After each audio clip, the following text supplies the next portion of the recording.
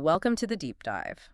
Today, we're embarking on an exploration that I think deeply impacts all of us, how we find meaning and connection in our lives, especially when the old maps don't seem to lead where they once did. Hmm. We're diving into the profound ideas presented by Harvard Divinity School fellow Casper ter Kuile in his groundbreaking book, The Power of Ritual. A really interesting book. It really is. It asks a timely and, well, really urgent question. In a world that often feels increasingly secular, where do we uncover and cultivate those, sacred experiences that traditional religious rituals once so powerfully provided? That's a crucial question, yeah, and it's right at the heart of this deep dive. We've pulled together a rich stack of sources for this. I mean, everything from ancient philosophical texts and spiritual memoirs to modern self-help guides and cutting-edge anthropological That's studies. quite a mix. Definitely. Our mission today is to extract the most important insights into how you, our listener, can maybe infuse everyday practices with deeper meaning. Think about it. How can treating a weekly workout as, like, a personal pilgrimage or finding sacred wisdom in a favorite novel, Wow. how can that transform your experience? Right. And we'll also explore how we can intentionally craft rituals to mark those truly significant transitions in our lives. We're not just looking for facts here, we're hunting for those aha moments, those surprising connections that help us understand how profoundly ingrained the need for ritual is in the human experience. Deeply ingrained. And crucially, how incredibly adaptable it can be for you today, regardless of your beliefs or background. Okay, let's unpack this and see what we discover. Let's do it. Enduring human need for ritual and meaning. Our journey begins with a fundamental question, one that humanity has grappled with for millennia. Why do we even need ritual? It turns out this isn't some modern phenomenon or like a niche spiritual practice. It's woven right into the fabric of human history. That's the fascinating continuity, isn't it? Anthropological studies consistently suggest that from our earliest ancestors, rituals emerged as essential ways to make sense of a often mysterious and sometimes, frankly, terrifying world, especially when confronting the profound realities of life and death. Life and death, yeah, that's huge. Exactly. Joseph Campbell, the renowned mythologist, he theorized that primal ancestors didn't just hunt for food. They told elaborate stories about the animals they killed for sustenance, imagining a sort of supernatural realm these animals journeyed to after death. Wow. This intricate narrative created what Campbell called a magical, wonderful accord between the hunter and the hunted, elevating the simple act of hunting into a ritual of sacrifice. So more than just getting dinner. Much more. To ensure the return of these vital food sources, hunters would perform acts of atonement, sort of hoping to coax the animal spirits back into what Campbell called a mystical, timeless cycle of death, burial, and resurrection. That's a powerful idea. So these weren't just random acts of survival, but deeply meaningful practices that connected them to an animal master who they believed held power over life and death. Precisely. The key insight here seems to be that humans are inherently wired to ritualize even the toughest, most existential parts of life, like survival and confronting death, to make sense of them and integrate that brutal reality into a coherent worldview. You've nailed it. The core insight is that ritual isn't merely a byproduct of belief. It's a fundamental human strategy for confronting existential dread and integrating life's harshest realities into a coherent worldview, creating a sacred accord where none might seem to exist. And it sticks with us, right? That need. Absolutely. And this isn't just about ancient history. The psychological impact of such profound experiences is enduring. William James, back in his classic Varieties of Religious Experience, he observed how certain individuals achieve success and profound transformation through a process he termed surrender. Surrender. Yeah, kind of dying to be truly born. This isn't just a religious concept, you see. It highlights a deep human need to transform, to shed old identities, and to discover a new center of energy.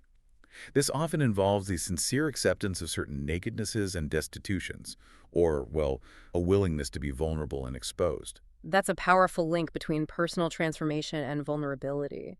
So, if James identifies this profound individual surrender and rebirth, how does Brené Brown's work, which is so popular now, show us that this very personal journey often requires a communal embrace? Oh, that's a brilliant connection. Because in our modern context, Brené Brown's extensive work on vulnerability and shame resonates perfectly with James's observations. She reminds us that empathy is connection. It's a ladder out of the shame hole. Right. Connection. This speaks powerfully to the communal healing and transformation that can happen when shared human experiences, even the most difficult ones, are acknowledged, understood, and implicitly, or sometimes explicitly, ritualized within a supportive community. So it's not just you alone. Exactly. It's about letting go of what no longer serves us, embracing our fragility, and being reborn into a stronger, more authentic self, often with the support and empathy of others. I mean, this is why even non-religious support groups function with a very ritualistic structure. That makes sense. Beyond that individual psychological transformation, rituals also provide a framework for how we live together, don't they? It's not just personal meaning, but societal order, a way to structure our interactions and build a collective identity. Absolutely. You see this so vividly in the historical development of Confucianism in China. Confucius, a 6th century Chinese teacher and philosopher, he laid down ethical teachings emphasizing tradition, personal morality, and the value of harmonious relationships. Key relationship. Right. These relationships were categorized into 5 essential types: parent and child, husband and wife, older sibling and younger sibling, ruler and subjects, and friend. Each prescribes specific behaviors and reciprocal duties designed to maintain social harmony. A blueprint for society. Pretty much. And over time, rituals were meticulously built upon these ethical teachings, guiding daily life, family interactions, governance.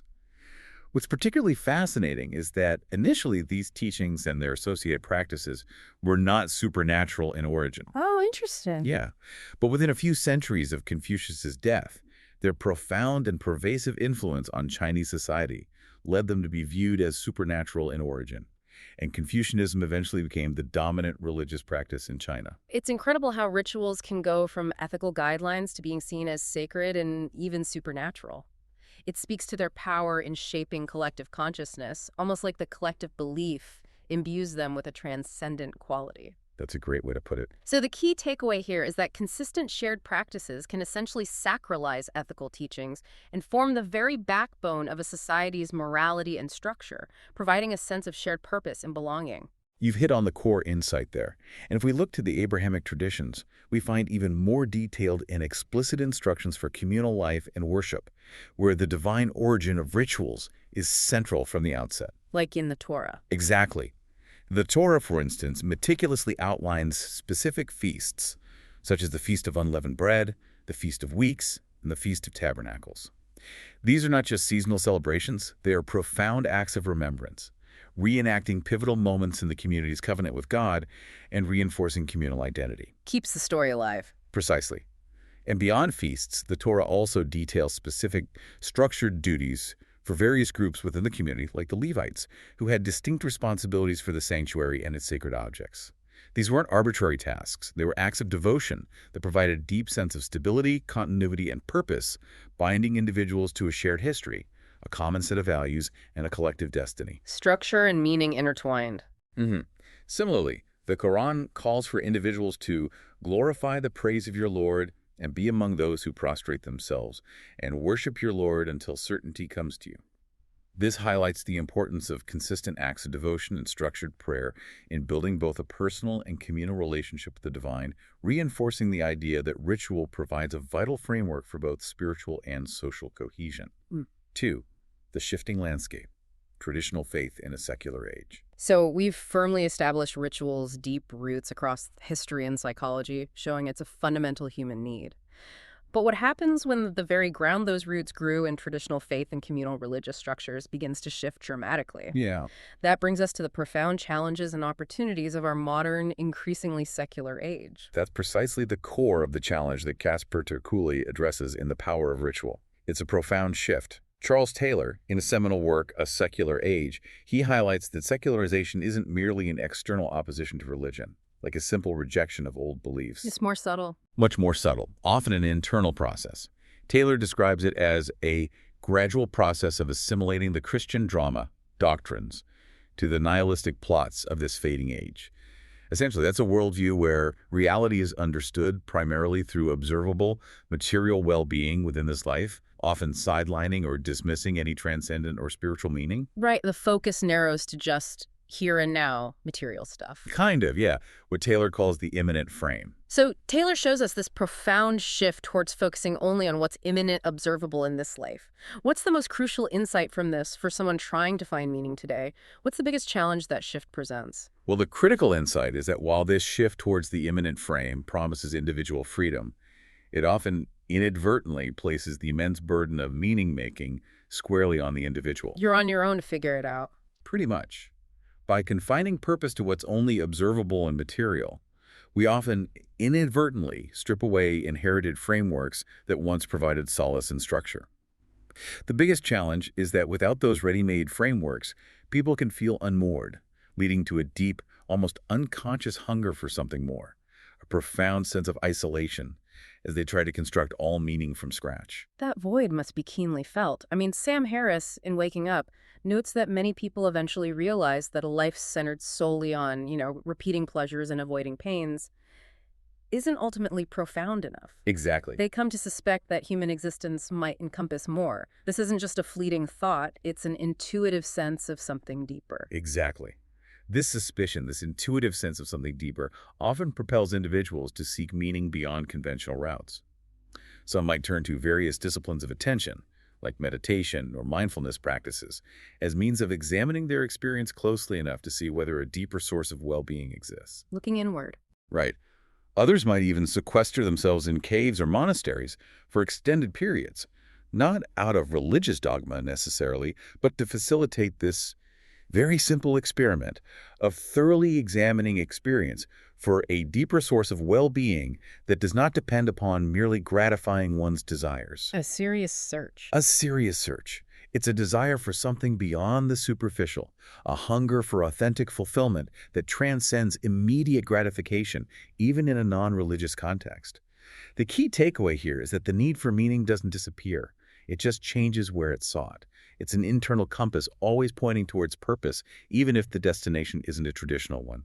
That's a powerful articulation of the enduring human search.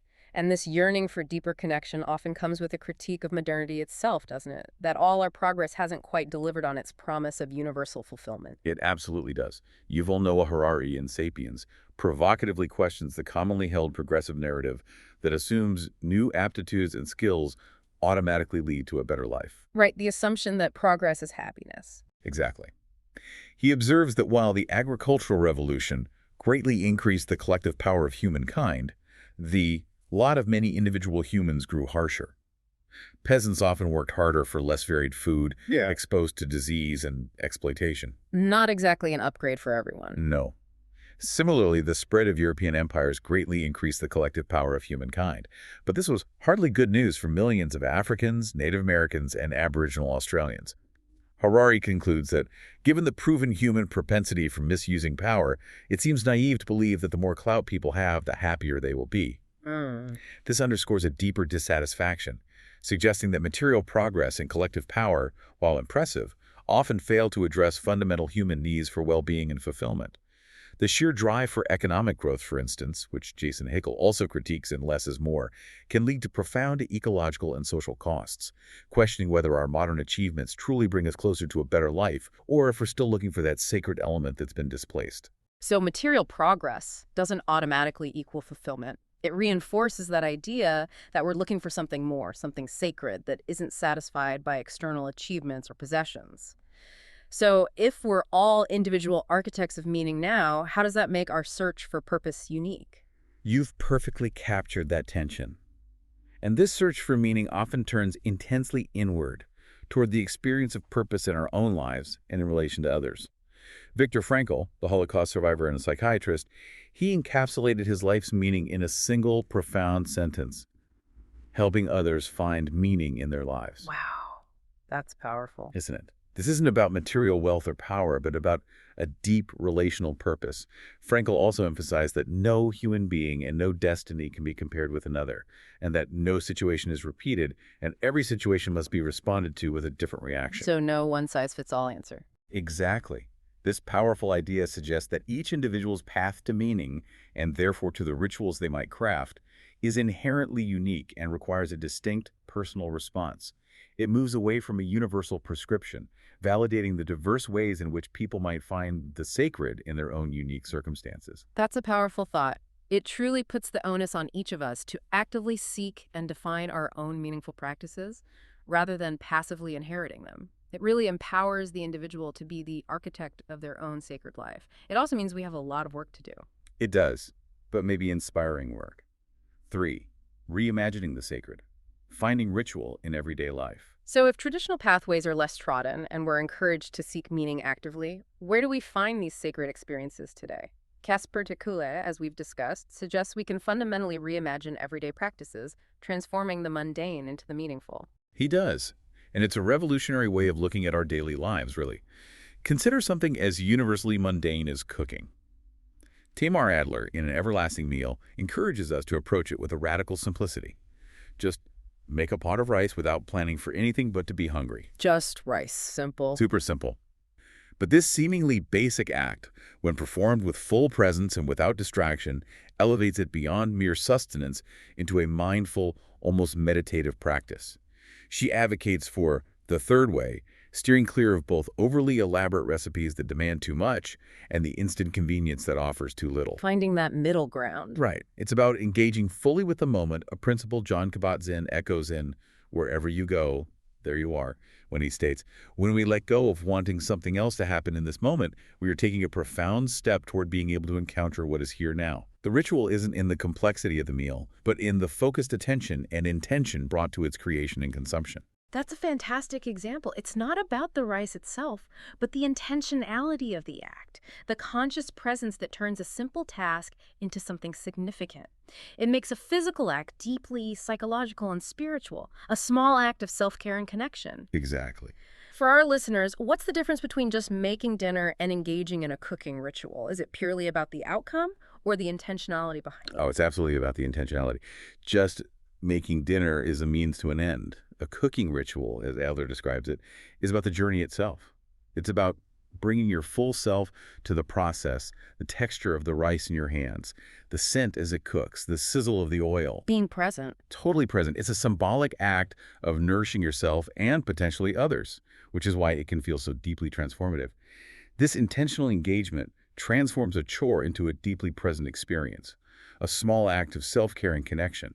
Similarly, Julia Cameron, in The Artist's Way, advocates for specific, structured activities like morning pages and artist dates as powerful personal rituals for creative recovery and self-care.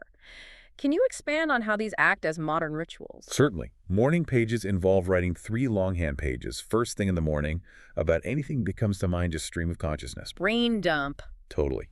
This prescribed regular activity is designed to clear the mental clutter, push individuals to listen to their intuition, and embrace imagination at play, often leading to sudden clarifying insights.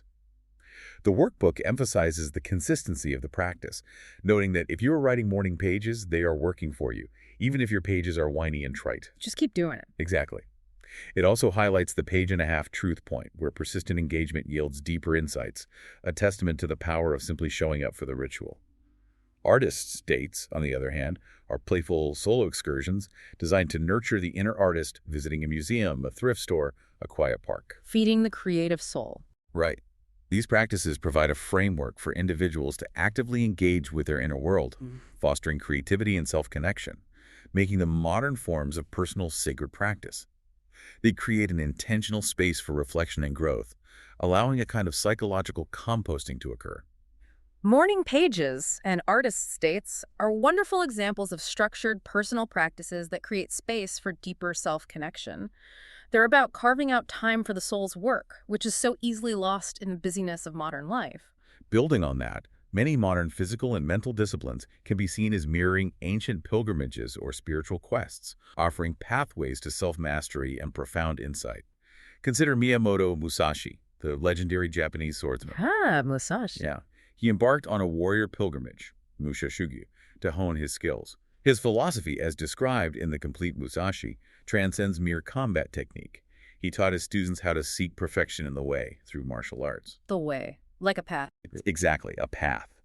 His writings emphasize cultivating a sincere heart and spontaneous action. In his Ether Scroll, he writes of how one can spontaneously penetrate the true way, implying that this disciplined physical and mental training is a path not just to victory in battle, but to self-mastery and a deeper understanding of universal principles. That's a fascinating parallel, a martial art as a spiritual discipline. It moves beyond physical skill to a total way of being, where the external movements are a reflection of an internal harmony and purpose.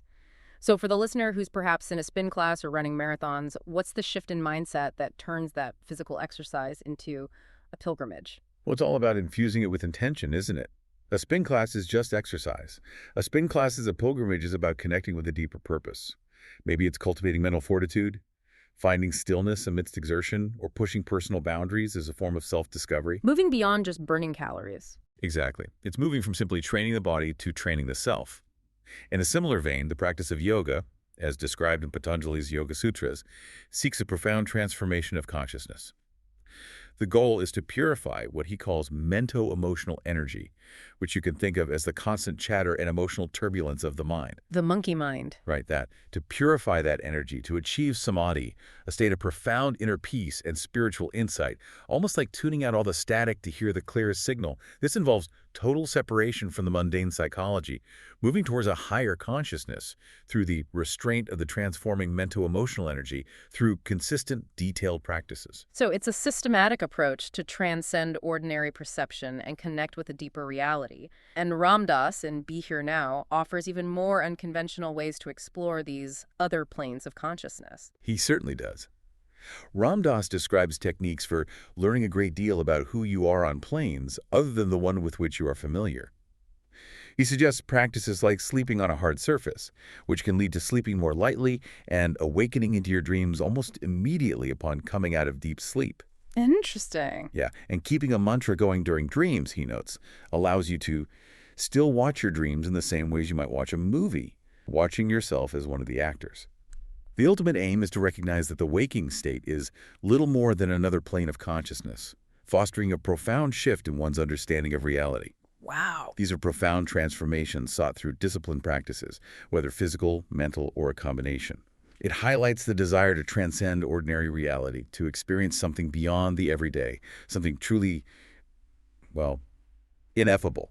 Whether it's conscious breathing, as Eckhart Tolle describes in The Power of Now, or the constant, almost uninterrupted calling on the name of Jesus Christ by the pilgrim in the way of a pilgrim, the common thread in these transformative practices seems to be focused attention. What's the liberating power of this focused attention? The liberating power is immense. Tolle explains that conscious breathing can help you get in touch with the inner body, thereby allowing the power of presence that dissolves the past and its pain. Dissolves the past. Yeah.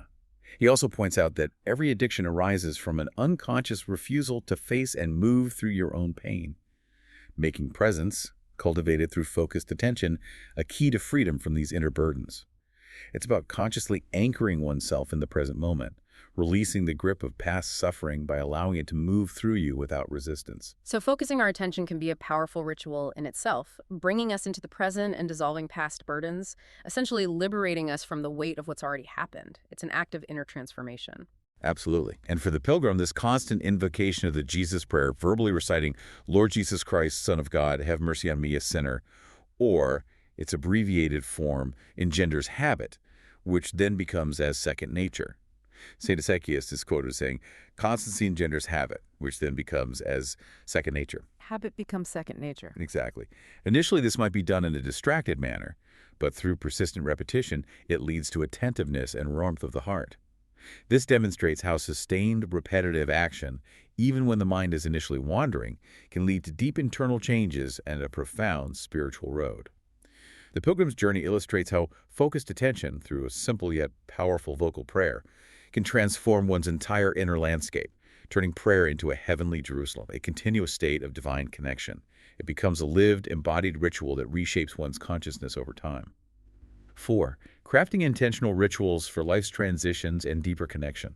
Okay, beyond daily practices and personal disciplines, how do we craft rituals for those big moments in life, those transitions that often feel overwhelming or, frankly, unmarked in a secular context? Things like moving, starting a new chapter, grieving, or even letting go of the old. It feels like we have a real need to mark these moments. We absolutely do. This is where intentional design comes in, consciously creating practices to mark these significant shifts. For example, Marie Kondo's The Life-Changing Magic of Tidying Up offers a profoundly secular yet deeply ritualistic approach to decluttering. Ah, the Kondo method. Right, her method is far more than just organizing. It's a ritual of acknowledging personal history and intentionally shaping one's environment. The process of deciding what to keep and what to discard is carefully sequenced, starting with easier items like clothes and gradually progressing to more sentimentally charged categories like photographs and letters. Building up the intuition. Exactly. This progression is designed to sharpen one's intuitive sense of what items spark joy. That's a fantastic reframing of decluttering, not just as a chore, but as a ritual for self-reflection. For our listeners, what's the difference between just cleaning out the closet and engaging in a Kondo ritual? Is it purely about the outcome or the intentionality behind it? Oh, it's absolutely about the intentionality. Just cleaning out a closet is practical. A Kondo ritual is transformative. By holding each item and asking if it sparks joy, you're not just making a practical decision. You're engaging in a profound act of self-reflection, valuing what remains and intentionally releasing what no longer serves. Saying thank you and letting go. Precisely. You're acknowledging their past role, thanking them, and consciously choosing what you bring into your future space. It's a symbolic act of letting go of old versions of yourself and making space for new possibilities, which is why it often feels so deeply transformative. This process marks a significant transition in how one relates to their possessions and, by extension, to their past and future, creating a sense of clarity and renewal. It's a powerful way to clear not just physical space, but mental and emotional space as well. That's brilliant. And we can apply this intentionality to so many other life transitions. For example, leaving a job, even if it's for a better one, can feel like an abrupt ending. What kind of secular ritual could mark that? Well, a simple yet powerful ritual could be a farewell coffee with a few trusted colleagues, where you not only say goodbye, but also share one specific positive memory or lesson you'll carry forward from that time. Acknowledging the good. Exactly. Then on your last day, instead of just walking out, you could take a moment to symbolically clean out your desk, not just physically, but mentally. Perhaps you write a short, private reflection in a notebook about what you gained from the experience, or simply pause at the door, taking a deep breath and acknowledging the closure. Creating a boundary. Right. This intentional moment creates a psychological boundary, allowing you to honor the past and step fully into the future. Similarly, for those grieving beyond traditional services, maybe a memory box ritual where loved ones contribute items and share stories, or an annual remembrance walk can create a continuous healing connection. Keeping connection alive.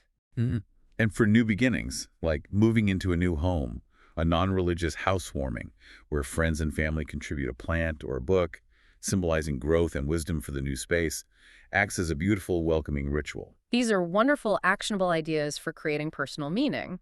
And on a more internal, maybe more spiritual plane, the Theologia Germanica, which is a fascinating text, speaks of the possibility for the soul to cast a glance into eternity, even while still in the body. How does this connect to marking significant personal transitions?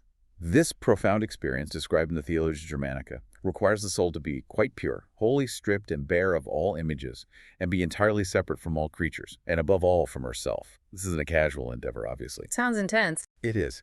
It's an intense inner work, a deliberate detachment from all external and even internal distractions. It represents a challenging but transformative ritual of letting go, preparing the soul for new states of being, and overcoming what is described as self-will, which the text identifies as the root of all sin. This deliberate emptying of the self, though difficult, is a powerful way to mark a transition from an externally focused life to one rooted in deeper, eternal realities. It's a profound internal decluttering, if you will, but of the ego and self-perception. That's a powerful metaphor. Rituals also connect us to others, though. How can modern rituals foster community and empathy, especially when traditional communal ties might be wanting or absent in our increasingly individualized world? That's so important. Shared practices, even seemingly small ones, have an incredible power to create profound connections and build community. The Artist's Way workbook, for instance, describes how groups engaged in creative recovery devise a cooperative creative song of artistic recovery. The emphasis here is on shared experience, on witnessing and listening to one another's journeys without the need to fix anyone. Just being there for each other. Exactly. This creates a safe space for vulnerability and mutual support, operating like a pod or family of whales where each member supports the collective. It's not about adherence to a rigid dogma, but about shared commitment to a process of growth and healing, fostering a deep sense of belonging and empathy through a common endeavor. This collective engagement transforms individual pursuits into a communal ritual of support and shared exploration. So it's about mutual support and shared experience, not necessarily shared dogma. It's about finding common ground in the human experience of creating and growing, which sounds incredibly potent for our often isolated modern lives. Absolutely. C.S. Lewis in Mere Christianity provides a beautiful analogy for this. He describes God not as a static entity, but as a dynamic, pulsating activity, life, almost a kind of drama, almost, if you will not think me irreverent, a kind of A dance. dance, I like that. Me too. He then connects this to human communal experience, noting that in a family, a club, or a trade union, members develop particular ways of talking and behaving, which they would not have if they were apart. This illustrates how shared activity, a collective dance of interaction and purpose, can create a powerful shared identity and spirit. The group takes on a life of its own. Precisely. This is a form of communal ritual where the shared experience binds individuals together, creating a sense of belonging and collective purpose. Lewis further emphasizes this idea with the concept of good infection, describing how individuals become new by being in him, highlighting a relational transformation that occurs through shared engagement and participation in a larger dynamic whole. It's an organic, flowing connection that shapes us through our interactions, whether that's in a faith community, a book club, or even a regular group workout class. Be the deeper dive, cultivating inner states and self-awareness. Ultimately, these modern rituals and practices, whether personal or communal, seem to point toward an inner journey, wouldn't you say? A way of cultivating self-awareness and discovering a personal truth that resonates deeply within each of us. This feels like the culmination of everything we've discussed. It truly is. And this journey often involves confronting internal obstacles and integrating uncomfortable experiences. The untethered soul speaks powerfully about spiritual work as becoming comfortable with pain passing through you in order to become free. Comfortable with pain. That sounds counterintuitive. It does, but the idea isn't about liking pain. It's about allowing it to move through you without resistance, understanding it as a transient phenomenon, not letting it define you. The text posits that there is an ocean of love behind all of this fear and pain, and that by forming an intensely personal relationship with this beautiful inner force, individuals can replace their problematic relationship with inner pain and disturbance. So changing the relationship to the pain. Exactly. This profound shift leads to a life increasingly run by peace and love, where inner turmoil gives way to a deeper, more abiding sense of wholeness. So ritual can be a means to process and transcend our internal struggles, leading to inner peace, not by suppressing them, but by allowing them to move through us. It's about a fundamental shift in our relationship with our own suffering. Precisely. And this journey can be a demanding one, as exemplified by mystics like St. John of the Cross. In Dark Night of the Soul, he describes spiritual persons suffering great trials in the aridities of this night of sense, as the soul is drawn from the life of sense into that of the spirit. The dark night. Yeah. This is a profound, often uncomfortable process of emptiness and poverty of spirit that seeks union with God. During this intense inner ritual, the soul feels detached from every creature and nowhere finds quietness. It's a testament to the rigorous, solitary work required to strip away all that is not essential in pursuit of ultimate truth. It's not a gentle calming necessarily, but a radical reorientation of one's entire being. Wow, that's deep. Deep stuff. Similarly, Catherine of Siena speaks of an internal trinity of faculties working in harmony. The memory to retain the remembrance of my benefits and my goodness, the intellect to gaze into the ineffable love, and the will to love and desire me. When these faculties are congregated together in my name, it enables a profound experience of God's love and the light of the intellect, pointing to a deeply integrated inner state achieved through focused spiritual discipline. This internal work sounds like it can lead to some profound shifts in perspective, a truly radical reorientation, as you said. It seems to challenge our very understanding of what's real and what's possible within ourselves. It absolutely does, leading to an expansion of consciousness. Conversations with God introduces the concept of divine dichotomy, which simply means that two apparently contradictory truths can exist simultaneously in the same space. Holding paradox. Exactly. This challenges rigid, either thinking, and opens the door to a more expansive understanding of reality. Crucially, the text emphasizes that You are at choice, always, about what you wish to experience, and that you will understand yourself to be creating your own reality. Taking responsibility for our experience. Right. This grants immense personal agency in shaping one's spiritual experience and finding meaning, recognizing oneself as a divine creature, divinely creating your reality. So our rituals can be tools for conscious creation of our experience, even within paradox, allowing us to actively participate in shaping our inner and outer worlds. How does embracing paradox practically change how one approaches challenges or finds meaning in daily life? Well, practically, embracing paradox means letting go of the need for everything to fit neatly into logical boxes.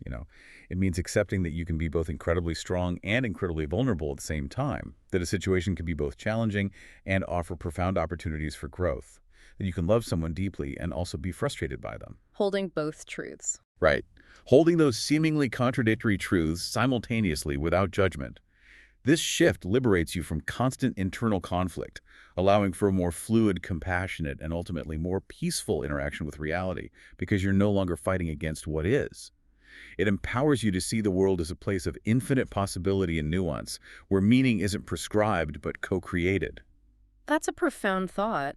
And as Walt Whitman suggests in Leaves of Grass, even in darkness, there's a profound connection and a sense of the sacred. Darkness, you are gentler than my lover. I hear the heartbeat. I follow. I fade away. This speaks to finding the sacred in seemingly unconventional or even challenging spaces. Exactly. It's about allowing for a deep, intuitive surrender that transcends the purely rational. It's about recognizing beauty and connection in unexpected places, even those we typically avoid or fear. Finding gentleness in darkness. Yeah. This aligns with the idea of the ineffable experience that Michael Pollan discusses in the context of psychedelics.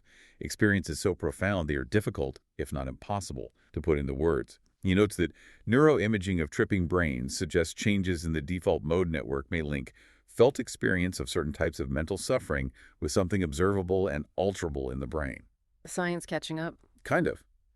This scientific exploration into states of consciousness further underscores the human desire to explore and understand these deeper, often non-rational realms of experience. For our purposes, it points to how dedicated ritualistic practices, even without psychedelic assistance, can similarly alter our perception, quiet the default mode network, and open us up to profound shifts in awareness, allowing us to find the sacred in what was once mundane, or even in the darkness of our own internal landscapes. The power is in changing the lens through which we experience reality. Outro. Wow, this deep dive into the power of ritual has truly shown us that the sacred isn't confined to ancient temples or strict dogma. It's a vibrant, evolving force that speaks directly to our deepest human needs for connection, meaning, and transformation. Absolutely. From a simple, mindful pot of rice to the rigorous discipline of a martial artist's way, or the structured creativity of morning pages, we're constantly reimagining what the sacred looks like in our lives. And what's fascinating here is that whether it's the intense inner journey of a mystic striving for a union with God or the everyday acts of intentional self-care, the core impulse remains the same: to step beyond the mundane, to find purpose, and to connect with something larger than ourselves. That fundamental drive. It highlights that the human spirit is always seeking, always adapting, and always finding new ways to express this fundamental need for meaning, especially in our increasingly secular world. So what does this all mean for you, our listener? Perhaps the greatest invitation from Casper ter Kuile's Reimagining of Ritual is not to abandon the wisdom of the past, but to actively engage with the present, to imbue your own life with intentionality, and to create moments of profound significance. To recognize that the sacred isn't just out there, but can be found in here, in the conscious choices you make every day. And that raises an important question for you, doesn't it? What small intentional practice could you introduce into your week that might become a personal ritual, helping you to find that sense of connection and meaning you've been looking for? Just one small thing. Maybe. Consider how you might take the day off from trying so hard to be somebody and instead just experience being, as Jon Kabat-Zinn suggests. He reminds us that who you are is not your name, your age, your childhood, your beliefs, your fears. They're part of it, but not the whole. Just be. That simple act of presence, of embracing your inherent being, could be a powerful ritual in itself, a daily homecoming to your truest self. A truly powerful thought to mull over as you go about your week. Thank you for joining us on The Deep Dive. We hope this exploration has given you some surprising facts and profound new perspectives to carry into your week. Hope so. Until next time, Keep diving deep.